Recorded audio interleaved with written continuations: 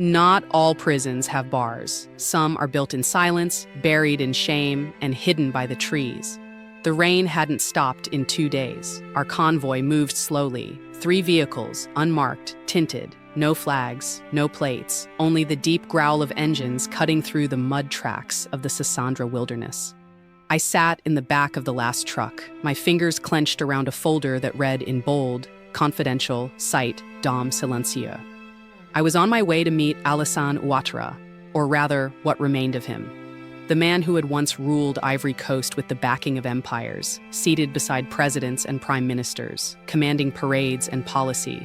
He was now a guarded man in an abandoned forest lodge, hidden from the world, watched by men who once saluted him. After the coup, the military didn't exile him, they didn't imprison him. They placed him somewhere only the forest knew, an act not of cruelty, but of symbolism. Not to erase him, but to let him contemplate his own disappearance. General Doumbia had approved this visit. "Let the world see what happens when power is detached from purpose," he said. I wasn't allowed a camera, no phone, only a notepad, a pen, and 2 hours.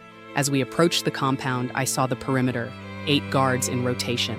A radio post, not satellite solar panels for power, a rotting wooden sign, "Réservé forestière, accès interdit."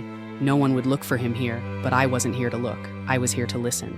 The journey to visit a fallen king isn't a press tour. It's a pilgrimage to the ruins of an empire built on quiet obedience, and even quieter betrayal. He once had motorcades, now he has mosquitoes. We stopped 20 meters from the lodge. The guards approached, not rushed, not hostile, just precise. Their uniforms were camouflaged with no insignias, no words, just hand signals. One of them nodded at me. "He's awake." The others scanned the forest, eyes trained not on me, but on the world around us. It wasn't about keeping Ouattara in. It was about keeping the memory of his rule from escaping unnoticed. I was led down a stone path toward what once might have been a vacation home for a minister, now a shell of that life. Shuttered windows, faded colonial-era paint, ivy crawling over cracks in the walls. 2 plastic chairs outside, one turned upside down. Inside, there was a table, a chair, a mattress on the floor. And in the corner, seated by the window, gazing through the trees, was the man himself, Alassane Ouattara. He didn't rise when I entered. He didn't blink. For a second, I wondered if he recognized me.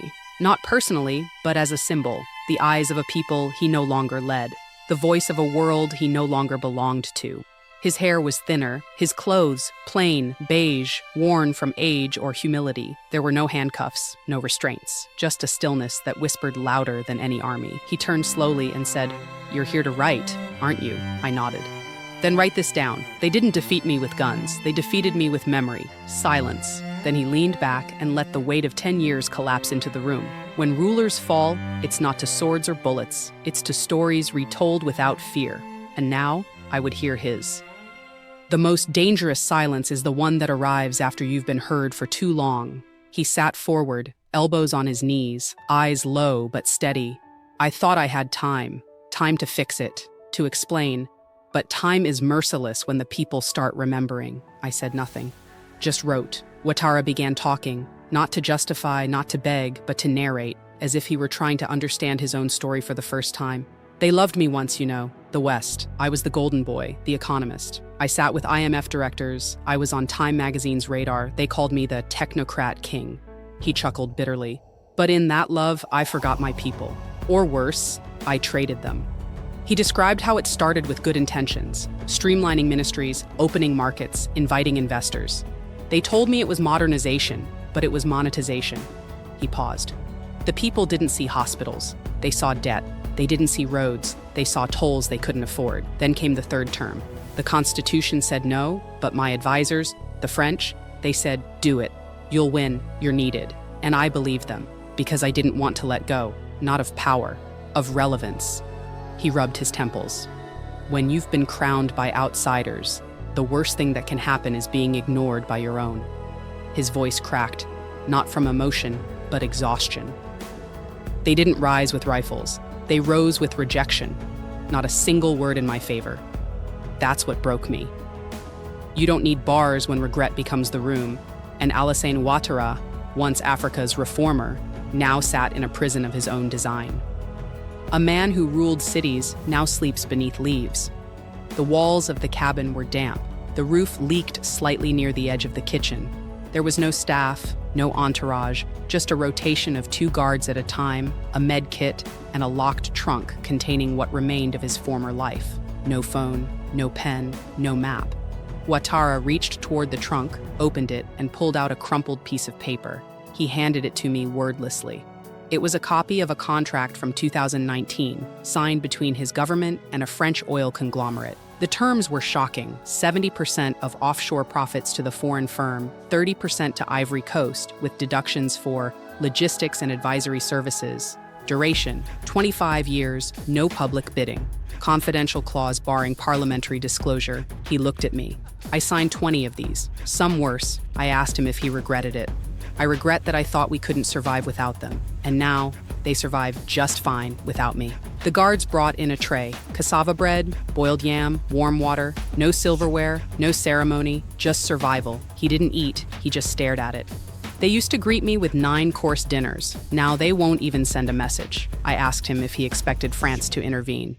No, I outlived my usefulness. That's all I ever was to them. And when I couldn't hold the leash anymore, they let me go like a dog with no teeth. Silence fell again. Outside, a single bird called.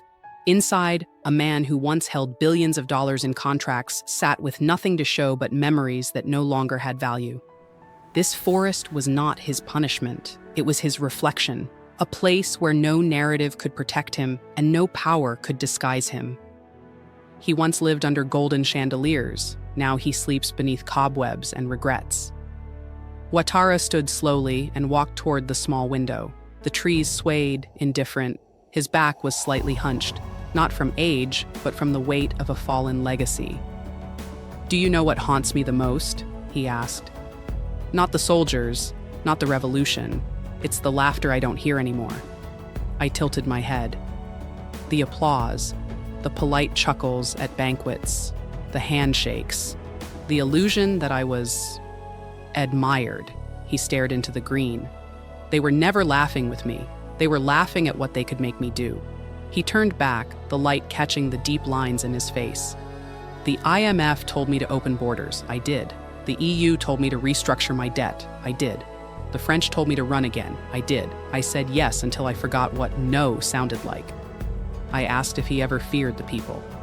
No, not until the last 6 months. Not until I realized they had stopped fearing me. Not until I heard chants, not for another party, but for no parties at all. He paused, his breath shallow. When I watched the people celebrate after my removal, I thought I'd be angry. But I wasn't. I was relieved. I didn't have to pretend anymore. He sat down heavily. The palace was a stage, and I was the last actor who didn't know the curtain had dropped. For dictators, the worst punishment is not death. It is irrelevance. And in this forest cabin, Alassane Ouattara was not hated. He was forgotten. Some men leave behind statues. Others leave scars no one dares memorialize. I asked Ouattara if he had seen what had become of his legacy. He nodded once. "They took down my portraits. Burned them, some say. That's not what stings." He looked straight at me, unblinking. "It's that no one said a word in my defense. Not one. Not from the markets. Not from the press. Not from my own party." He opened a drawer beside his cot and pulled out a small, folded newspaper clipping, barely legible now. The headline read, "No Tears for a Technocrat." "That article came from Paris," he muttered. "Even they buried me politely." He rose and motioned toward a cracked mirror nailed into the wall. It reflected little more than his outline in the dim light. "Do you know what the West hates more than an angry African? A disposable one. And I became disposable the day I lost control of my people." He paced slowly, fingers dragging along the wall. "When Traoré in Burkina Faso started talking about sovereignty, I laughed. When Mali kicked out French troops, I thought it wouldn't last. When Guinea nationalized mines, I called it theater." He stopped. "Now they are building, and I'm hiding." There was a bitter smile. "I called myself a reformer, but I reformed nothing. I modernized their chains and called it progress." Outside, thunder rolled in the distance. Inside, The man who once held court with presidents and kings now whispered a confession not meant for the world, but for history. This was not a man defending himself. This was a man already written off by the people, and now writing himself off as well. When the people choose silence over praise, they've already delivered their verdict. I asked him if he thought he would be tried, officially. His answer was immediate. No, the trial already happened. It was in the streets, in the whispers, in the silence that swallowed my name. He paused, running his hand along the worn wood of the cabin wall. I used to be in every speech, every headline, every banner.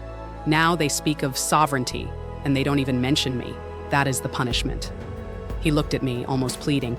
Do you understand what it feels like to be erased, not as an act of vengeance, but as an act of healing? His voice cracked slightly. There will be no statue toppled because none were built. No biography burned because none were worth printing. They will not even curse my name. They will just continue without me.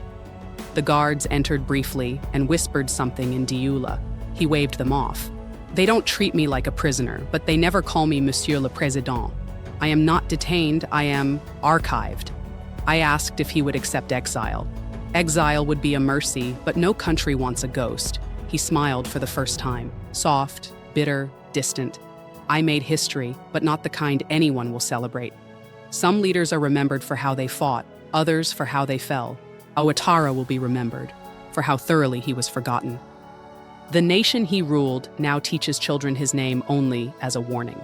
After hours of conversation, the guards allowed me a walk through the compound. Nothing beyond a 100-meter radius, just the trees, the silence, and the lingering memory of a man once larger than the state. I was told the cabin had no internet, no news feeds, only a radio, tuned not to global broadcasts, but to community channels from Abidjan. Ouattara listens to them every day. One of the guards confirmed. He hears the youth debates, the new proposals, the anti-coup rallies, not for him, but for justice, he added. He hears them say his name, only when explaining what not to become. A former president turned into a negative proverb. In a broadcast that morning, a teacher read out loud a student essay titled, Why Alassane Ouattara Should Never Happen Again. It won National Essay of the Month. The prize, a copy of Ivory Coast's draft People's Constitution, written by local assemblies, not elites. I asked one of the soldiers guarding the cabin what he thought of the man inside. He answered without emotion. He is the reason my village has no clinic, but I don't hate him. I just refuse to live in a country that produces men like him ever again. That sentence echoed louder than any gunfire ever could. We don't hate him. We've simply moved on without him. And that is what terrifies former tyrants the most. Not trials, not prison, irrelevance. The greatest sentence ever passed upon a dictator is not execution. It is excommunication from the memory of his people. The republic he tried to own now belongs to everyone but him. Back in Abidjan, life had changed, and not just politically. Public assemblies met weekly in schoolyards to draft governance models. New constitutional guidelines were scrawled in chalk on walls and discussed on street corners. Former ministers had been called to testify before civic panels, not to be punished, but to explain how they let it happen. The name Ouattara was now rarely spoken. When it was, it came in phrases like, "We will never let another Ouattara happen." That was during the Ouattara era. We've burned that chapter. At one radio station, a young poet read lines that resonated like thunder. He stood above us, but we were the roots. He fell, and we did not. He disappeared, and we did not look back. There were no demands to bring him back, no trials, no tribunals, because to do so would be to acknowledge that he still mattered, and for Ivorians, he no longer did. The people had built something new in the ruins of his reign, a constitution that barred foreign-backed candidates, a ministry of memory, tasked with preserving testimonies from those who suffered under his economic reforms, a media agency run by civilians, free of state funding, free of propaganda. In every way that counted, Ivory Coast was no longer his. And the most powerful symbol of that, he had been left alive, but removed from history. There would be no execution because there was no threat left. He was not feared. He was not followed. He was finished. While one man fades beneath the trees, a people rise into their own light. I returned to the cabin one last time before my convoy prepared to leave. Ouattara was seated in the same spot by the window. He didn't rise. He didn't speak, but as I reached the door, he whispered, "Tell them." I watched it all disappear, not with fire, not with rage, but with silence. And I understood. He had not been executed. He had not been tried. He had simply been replaced by memory, by people, by a truth too loud to ignore. The general who overthrew him, Sékou Doumbia, never sought power. He led no parade. He declared no personal ambition. Instead, he addressed the people from a wooden stage in the capital and said, "We are not here to lead you. We are here to make sure no one ever rules you again."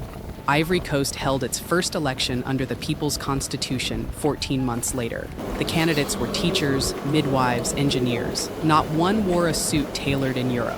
Not one had foreign campaign donors. And when the new president was sworn in, the people did not chant names. They chanted principles, truth, land, sovereignty.